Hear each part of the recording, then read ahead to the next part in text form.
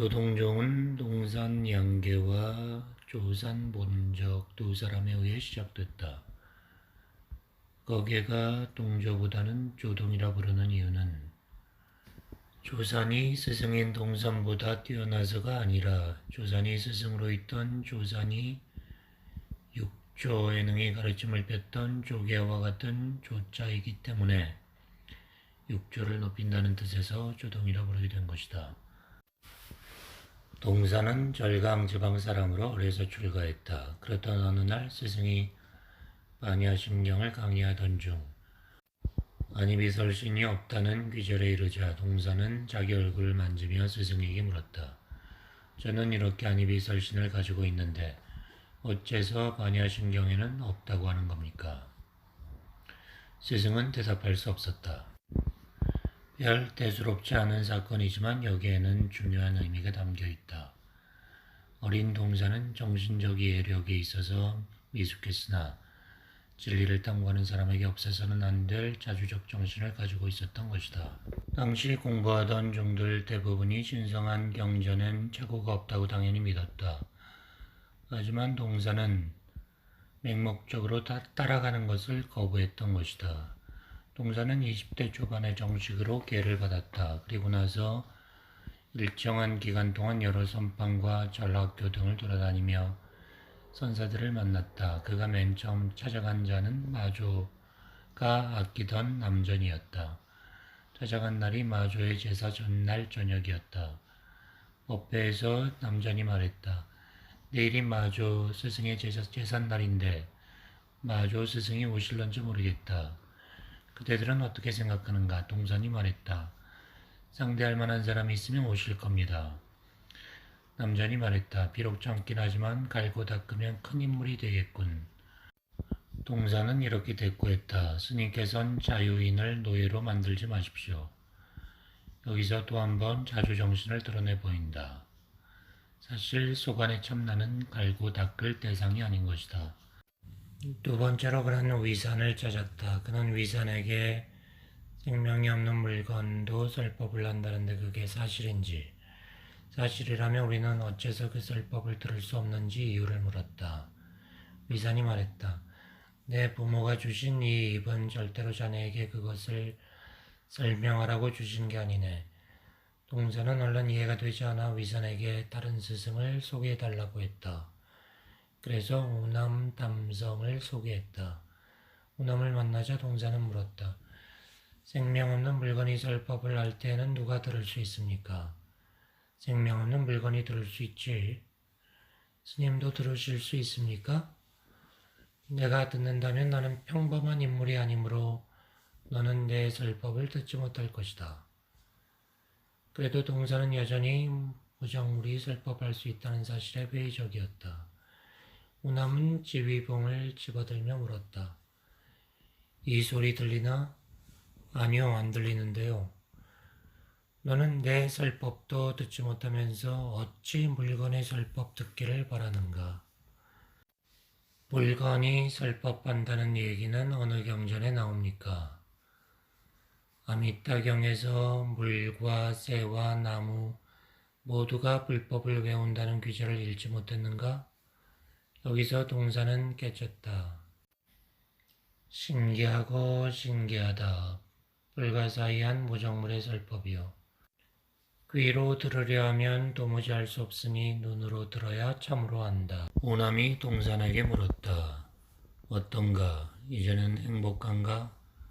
어찌 행복하지 않겠습니까? 마치 쓰레기더미에서 맑은 진주를 주운 것만큼이나 행복합니다. 여기서 맑은 진주는 새로이 깨쳐한 경지를 말하는 것이며 쓰레기더미는 아마도 의식 속에 남아있는 타성의 때를 가리킨 것이리라.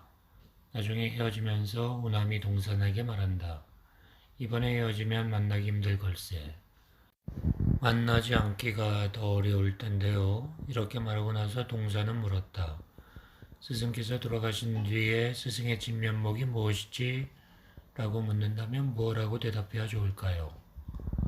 우남은 침묵하고 있다 대답했다. 바로 이것이다. 이것이라니 도대체 뭘 말하는가 하고 동선이 생각에 잠겨 있는데 우남이 당부했다. 이것에 관해 생각하는 데 있어 각별히 조심하고 신중하라. 이렇게 작별한 뒤 남은 여행을 계속하면서 동서는 스승의 배참말을 곱씹어 그러다 얼마 후 냇물을 건너다 수면에 비친 자기 모습을 보고는 바로 이것의 참뜻을 깨달았다.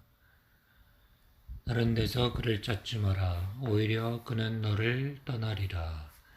어디서나 그를 만나리. 그는 바로 나이지만 나는 바로 그가 아니다. 이것을 깨달아야 본래의 얼굴과 하나가 된다. 여기서 말하는 본래의 얼굴이란 한자의 여여와 같은 말로서 진여, 즉 붓다, 따따따와 같은 것이다.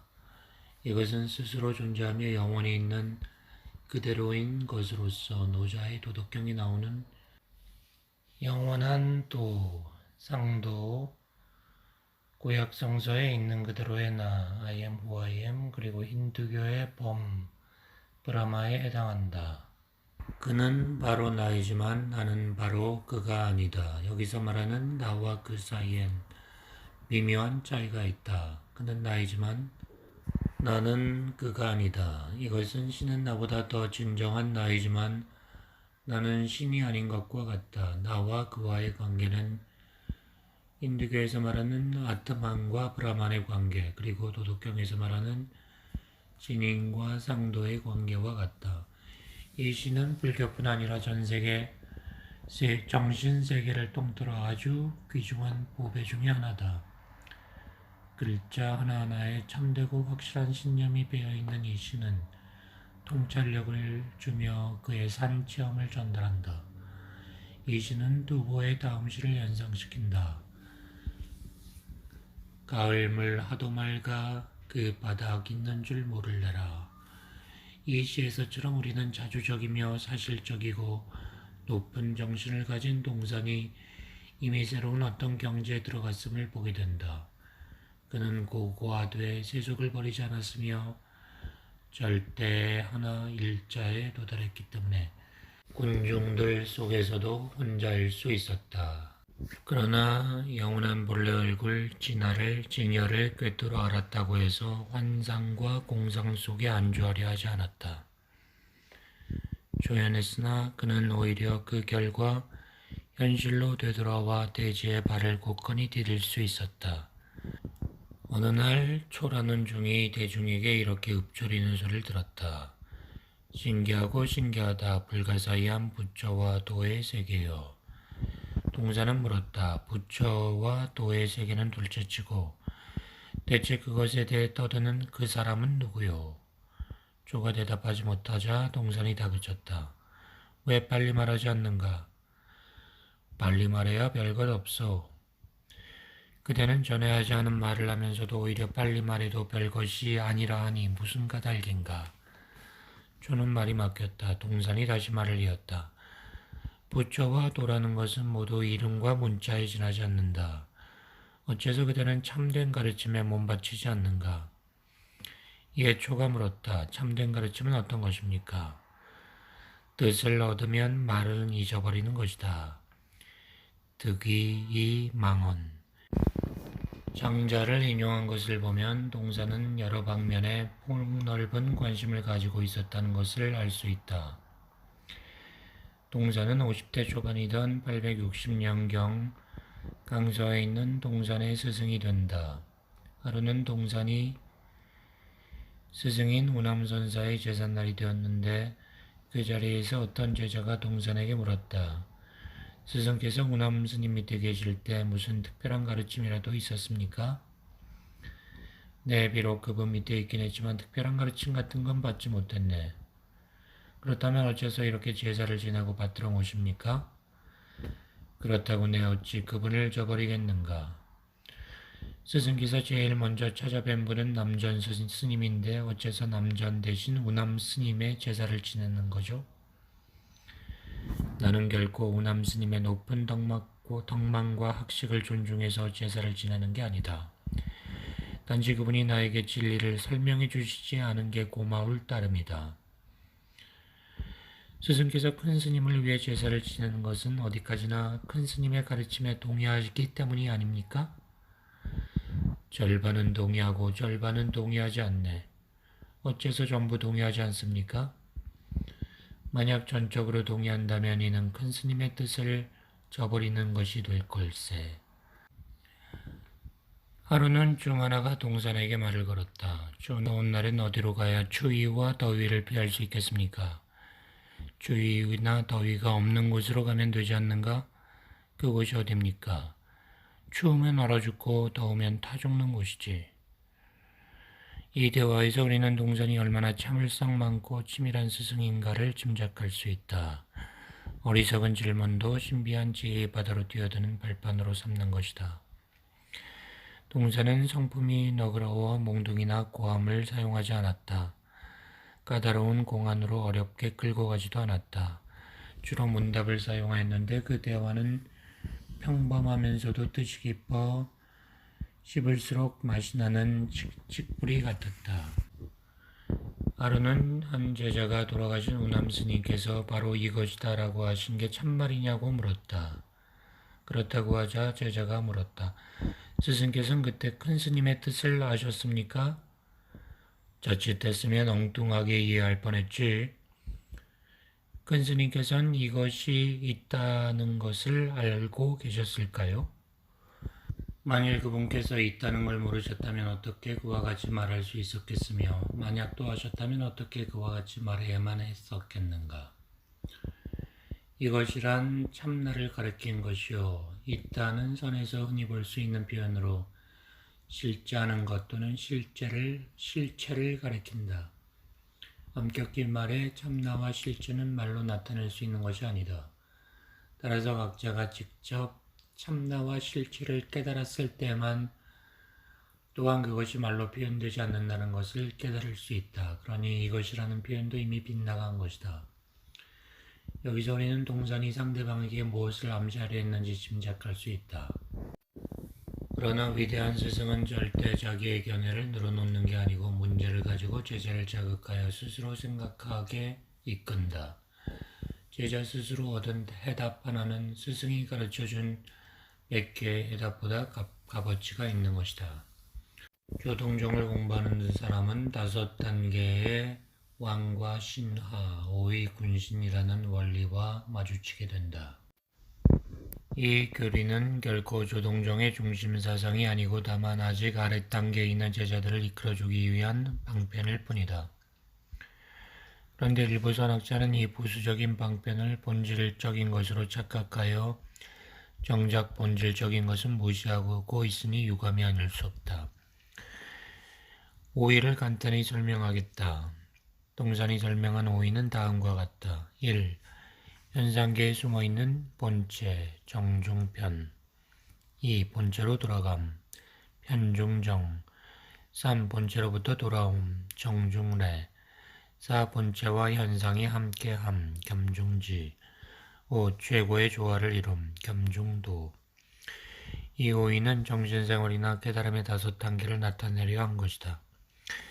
1. 첫 번째 단계. 이 단계에서는 제자들은 자기 자신 속에 내재하는 본체는 전혀 깨닫지 못하고 현상에만 눈이 팔려 있다. 자신이 본래 주인임을 모르고 손님 노릇만 하는 것이다. 그러나 사실상 현상과 본체는 한 덩어리이며 노자가 말하는 현동, 신비한 합일과 같다. 따라서 현상에만 일방적으로 관심을 갖고 그것의 법칙과 상호관계만을 탐구한다 해도 이것은 그에게 있어 정신의 지평과 깊이를 더해갈 수 있는 유용한 준비 작업이 될 수 있다. 누구든 현상을 깊이 탐구하고 보면 오래지 않아 그 속에서 작용하고 있는 큰 마음을 발견한다. 마찬가지로 도덕적 면에서도 누구나 처음엔 사회 기준 관습에 젖어 그것이 신성한 보편 타당한 법칙이라 생각하지만 경험이 쌓이면 친숙한 것이 반드시 옳은 것이 아니라는 것을 깨닫게 된다. 이러한 도덕 기준의 혼란으로 처음 얽막하는 갈피를 잡지 못하지만 결국 그는 본래의 나로 돌아와 이성과 양심의 지시에 따르게 된다. 그리하여 그는 점차 자신이 주인이지 노예가 아님을 깨닫게 된다. 하지만 여기까지 와도 옛 습성은 그렇게 쉽게 없어지는 게 아니다. 동사는 이 첫 번째 단계를 이런 시로 표현했다. 현상계에 숨어있는 본체, 달도 뜨기 전인 야밤 삼경, 서로 만나 알아보지 못해도 이상할 리 없건만 그대는 옛 의심을 품고 슬며시 그에게 다가가고 있구나. 두 번째 단계, 이 단계에서 우리는 현상에서 본체로 다가간다. 이른바 구심운동이다. 이제 속안의 불빛이 환해져 그대의 옛 친구를 보게 되니 과거에 어리석게 친구로 여겼던 자가 도둑이었던 그 쓰라린 배신의 경험에 의해 생긴 두려움과 의혹을 더 이상 갖지 않아도 좋다. 그대는 거짓의 세계의 환멸을 느꼈으며 거짓 세계를 꿰뚫고 진실하고 불변하는 본질을 깨닫게 된 것이다. 이 단계가 깨달음의 경험이다. 본체로 돌아감, 새벽녘 거울 보고 놀라는 한노파. 그 속에 비친 얼굴, 그렸던 모습과는 단판이네. 그 일로 더 이상 머리 어지럽힐 게 아니라 차라리 그림자나 믿어야지.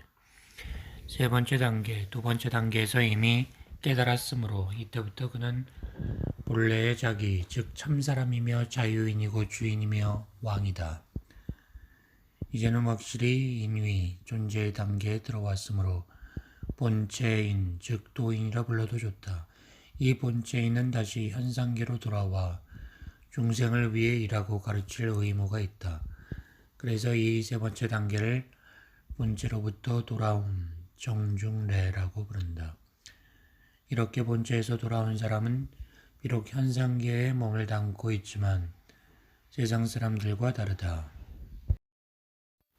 본체로부터 돌아옴, 티끌 속에서 티끌 없는 비밀의 길을 가면서 지금은 꺼리는 일을 능히 말하지 않지만 지난날 뛰어난 말재주를 능가하고 있구나. 말하자면 이 시는 본체에서 돌아온 사람은 자기가 직접 경험한 것을 아직 깨닫지 못한 사람에게 전달하는 것이 거의 불가능하다는 사실과 또한 그들에게 간단한 공식으로 그것을 설명해주면 오해를 낳는다는 것을 알고 있다는 점을 얘기한다. 바로 이 때문에 대부분의 선사들이 부정적 방법을 쓰고 낡은 틀에 매달리려 하지 않는 것이다. 경우에 따라 그들은 흥미있는 우화 내지는 충격적인 표현, 몽둥이 고함, 현문우답들까지 동원해 문제에 대처해 나갔으며 남으로 하여금 착각을 일으키게 하거나 졸리고 재미없는 딱딱한 정의나 체계적인 관념들은 피하였다. 훌륭한 스승에게 하나의 목적만이 있기 때문이다. 즉 제자들이 갖고 있는 숨은 잠재력을 일깨워 그들 스스로 자기가 누군가를 깨닫게 하는 것이다. 물론 여러 스승들이 가장 완벽한 방법을 썼는가는 또 다른 문제지만 네 번째 단계, 깨달은 사람이 현상계로 돌아오면 그 전 단계보다 더 자유자재함을 느끼며 마침내 번뇌가 열반임을 깨닫는다. 그는 이치상으로는 이미 알고 있던 현상과 본체가 하나라는 사실을 직접 체험한다. 현상과 본체가 둘 다 절대적 영역이 아니고 상대적 영역에 속하는 것을 깨닫는다. 노자의 말대로 묘, 본체와 요, 현상은 둘 다 현동, 근원에서 나오는 것이니 이치상으로 볼 때 이 현동은 현상과 본체보다 우선적이고 차원이 높다. 사실 현상과 본체는 같은 저수지에서 흘러나오는 물줄기로서 현상이니 본체니 하는 것은 사람들 생각이 만들어낸 꼬리표에 불과하고 둘 사이에는 차이가 없다. 따라서 깨달은 사람이라 해서 자신의 본체가 되는 것이 결코 아니며 그는 현상과 본체로 이어지는 하나의 통일체이다. 그렇기 때문에 그는 본체에만 매달리지 않고 위로는 하늘을 찌르고 아래로는 황천에 달하는 무극의 무한한 경지를 열망한다. 동산의 시를 보면 더 분명해진다. 본체와 현상이 함께 온다. 겸중지. 교체된 두 칼날은 피할 필요가 없나니 잘 훈련된 병사들 마치 불 속에 피어나는 신비한 연꽃처럼 그 기백 너끈히 하늘을 찌르네. 5번째 단계, 마지막 단계에서 우리는 본체와 현상이 서로 녹아들어 한 덩어리가 되는 경지에 이른다. 4번째 단계에서는 아직 우주를 넘어서려는 열망이 있다. 따라서 그 단계는 초우주의 단계라 부를 만하다. 반면에 이 5번째는 초우주에서 귀환하는 단계이다. 앞 단계에서 초월적 세계로 올라갔던 사람은 이 단계에서 반드시 현상과 본체가 하나가 된 세계로 돌아와야 한다. 앞 단계에서 그는 영웅적이었지만 이 단계에서는 지상에서 낙원을 발견해 일상생활의 가장 평범한 일들도 신성한 것임을 깨닫게 된다. 범이 곧 성임을 알게 되는 것이다. 현상과 본체는 최고의 조화를 이루었다. 겸중도. 있음과 없음을 떠난 그의 시를 누가 따를 수 있겠는가. 남들은 모두 기이한 것 찾아 헤매는데 그 사람 홀로 집으로 돌아와 숫더미 속에 앉아 즐기네. 숫더미 속에 앉는다는 말은 완전히 암흑 속에 쌓여 있다는 뜻이다. 이렇게 흑암 속에 쌓여 있는 경지를 동사는 최고봉의 정신으로 여겼으니 앞 단계와 비교해 볼 때 우리는 실망까지는 안 가더라도 고개를 갸우뚱거리게 된다. 이보다 더한 용두사미가 어디 있는가. 그러나 위대한 신비의 내용을 꿰뚫고 있는 사람은 자기가 마지막으로 발견한 사실이 그가 과거에 실제로 보았고 행한 내용과 다르다면 놀라지 않을 수가 없을 것이다. 바로 여기서 동사는 그 탁월한 사실성 덕분에 높고 세련된 신비의 차원에까지 도달하였으며 노자 장자 플로티누스 에카르트 그리고 십자가의 성 요한과 같은 체험가들과 같은 경지에 선다. 노자는 알지 못한다는 사실을 아는 것이 최상, 지부지상이라고 했거니와 암흑의 진리를 깨친 후대의 선사들도 그 말을 되풀이했다. 동산이 말한 숫더미 역시 이 암흑의 진리를 상징한 것이다. 한 물건이 있나니 이것은 위로 하늘을 떠받치고 있으며 아래로 땅에 붙박혀 있다. 빛깔은 옷처럼 검고 끊임없이 움직이며 활동한다. 이 말은 사실 단순한 수수께끼 이상이다. 이것이 바로 도요, 모든 신비 중의 신비인 것이다. 동사는 위에 5가지 단계를 새로운 명칭으로 표현하기도 했다. 향, 예찬 또는 찬미. 봉, 기꺼이 따름, 순종. 공, 결실, 수확. 공공, 풍요한 결실. 공공, 모든 결실의 결실. 이것은 분명 동산이 제자들의 정신수양을 지도하기 위해 만든 도표일 것이다. 양, 이 단계에서 스승은 자신의 행동이나 지혜를 통해 제자들에게 사랑과 예찬을 받아야 한다. 그래야 제자들도 스스로 사랑할 수 있게 되고 자신의 이상에 대해 찬미할 수 있기 때문이다. 우세의 임금들 유임금을 본받아 공경과 예의로서 백성을 다스리니 시장과 거리를 지날 적마다 어디서나 그의 선정 드높이 칭송하네. 정치무드라면 이것은 최고로 성공한 단계일 것이다. 그러나 정신적 차원에서는 단지 초보적 단계이고 시작이다. 봉, 이 단계에서 제자들은 계율을 엄격히 지키고 전심전력으로 참선해야 한다. 첫 단계의 열정은 이제 지속적으로 타오르는 불로 변해야 한다. 누구를 위하여 화려한 옷을 벗었는가? 도견새 울음은 나그네의 귀가를 재촉한다. 백과 다 적건만 그 울음 끊임없구나.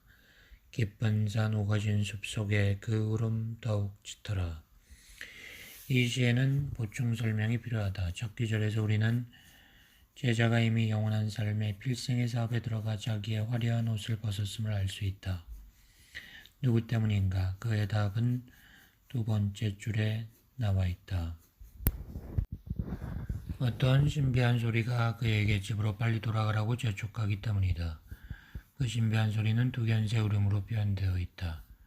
두견새는 한자로 자귀라 하는데 중국의 설화에선 자귀의 울음소리를 자귀의 발음과 비슷한 것으로 여기고 있다. 이 소리는 누구의 음성일까? 하여튼간 그것은 쓸데없는 방황일란 집어치우고 집으로 돌아오라고 권유하는 사심없는 사람의 음성일 것이다. 이것은 온화하고 부드러워 호소력을 갖는다. 누구의 음성인가? 이 단계에서의 제자의 관심은 소식을 전해주는 음성 자체에 있다. 그는 여전히 신앙의 단계이지 존재의 단계에 이르지 못했다. 그 음성이 그를 집으로 돌아오라고 부른다. 그런데 승려들은 자신들을 가리켜 출가자라 부른다. 그렇다면 두견새는 그들에게 부모 형제가 있는 집으로 돌아가라고 오는 것일까? 아니다. 돌아갈 집은 딴 데 있는 게 아니라 우리들 마음 안에 있는 것이기 때문이다. 그 울음은 마음의 집으로 돌아가라는 것이니 이러한 돌아감이 바로 내면 생활의 시작이다. 초보자만이 마음의 집으로 돌아가야 하는 게 아니다. 왜냐하면 어떤 의미에서 정신수양을 많이 쌓은 사람도 아직 집으로 가는 도중에 있다고 볼 수 있기 때문이다. 이러한 말을 들음으로써 제자는 주저하지 않고 집으로 돌아가는 도중 자신이 혼자가 아니고 많은 동반자, 도반들이 있다는 것을 알게 된다. 이 단계는 첫 결실의 단계로 여기선 안정과 즐거움을 누리게 된다. 안정은 노력의 결과에 즐거움은 뜻밖의 얻은 혜택이다. 고목에 꽃이 피니 봄이 오히려 멀다. 기린을 잡으려고 코끼리 거꾸로 타고 가네. 일천봉우리 넘어 높은 집 짓고자 하느니 맑은 달, 맑은 바람, 좋은 날이로구나. 얼마나 아름답고 고요한가. 내가 아무리 해석을 멋지게 한들 원문만 더럽힐 뿐이다. 둘째 줄만 설명하겠다. 꽃기리는 도의 작용을 상징하고 기리는 궁극의 목표가 되는 도를 가리킨다. 이제 구도자는 자신에다가 도를 맞추려고 애쓰는 게 아니라 도에다 자기를 맞추는 도의 흐름에 따라 움직이는 수동적 길에 들어선 것이다.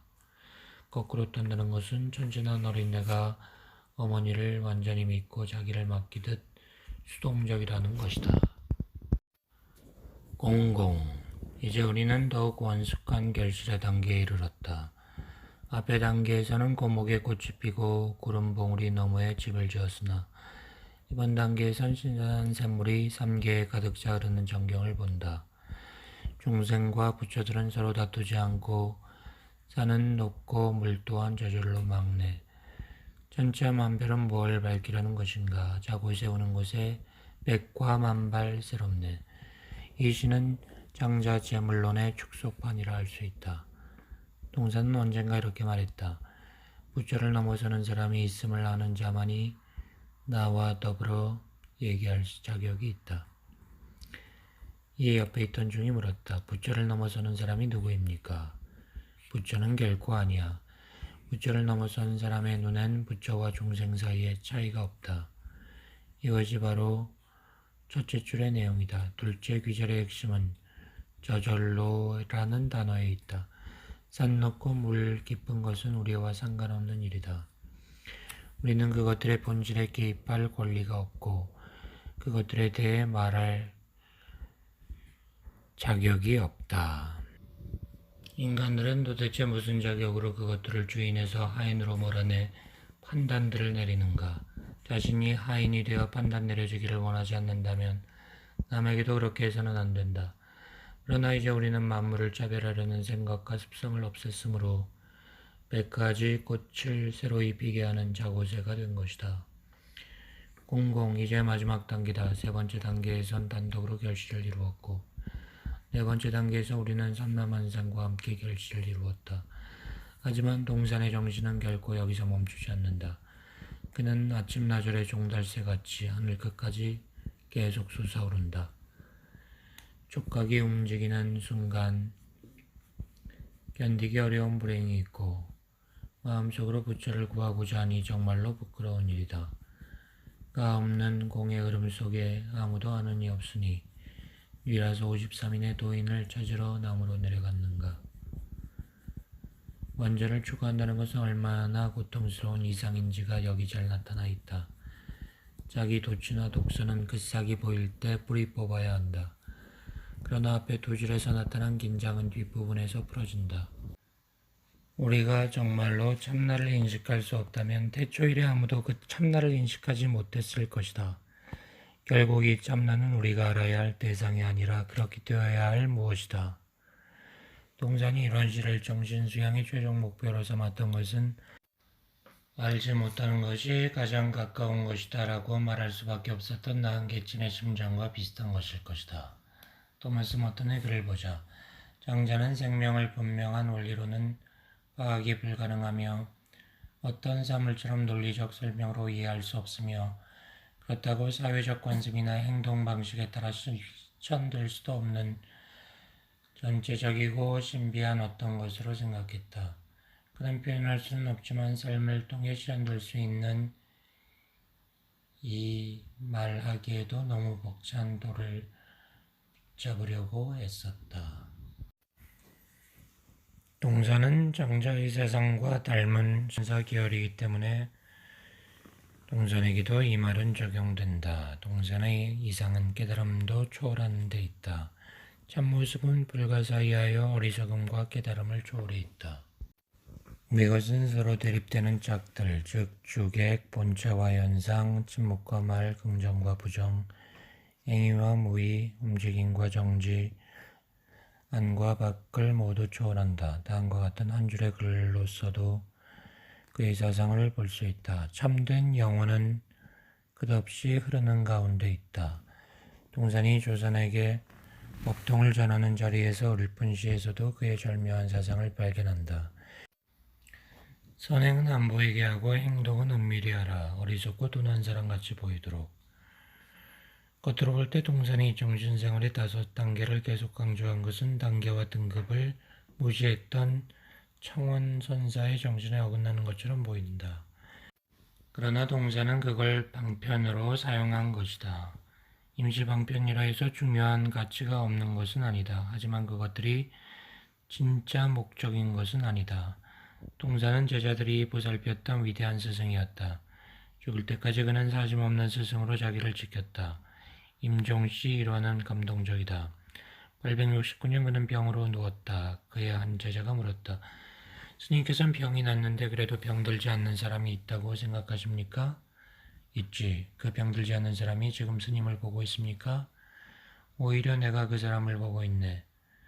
스님께서는 어떻게 그를 보십니까? 이 늙은 종이 볼 때는 병이란 아무 곳에도 없네. 이것은 병들지 않는 사람이 바로 자기 자신이라는 사실을 일깨워주는 선문답이다. 화신은 병들어도 법신은 영원한 것이다. 동자는 죽을 때가 왔다고 느끼고 목욕하고 종을 쳐서 대중들에게 작별을 고했다. 그러고는 숨이 끊어지길 기다리며 앉아 있었다. 이를 보는 대중들은 마치 어머니의 죽음을 당한 어린애처럼 통곡했다. 그러자 동자는 종들에게 말했다. 우리 출가한 사람들은 덧없는 것에 무관심해야 한다. 바로 거기에 진정한 정신적 수행이 있다. 사는 것은 일하는 것이고 죽는 것은 쉬는 것이다. 그러니 슬퍼하고 통곡한들 무슨 소용이 있겠느냐. 이렇게 말하고 나서 동사는 대중에게 무치제를 올리라고 했다. 그러다 대중들은 제를 올리고 나면 존경하는 스승과 헤어져야 한다는 사정을 알아차리고 누구도 서두르려 하지 않았다. 그래서 제밥을 장만하는데 7일이 걸렸다. 동사는 장만한 음식을 그들과 먹었다. 다 먹고 난 뒤에 그는 대중들을 보고 말했다. 나 때문에 법석 떨지 마라. 중들답게 침착해라.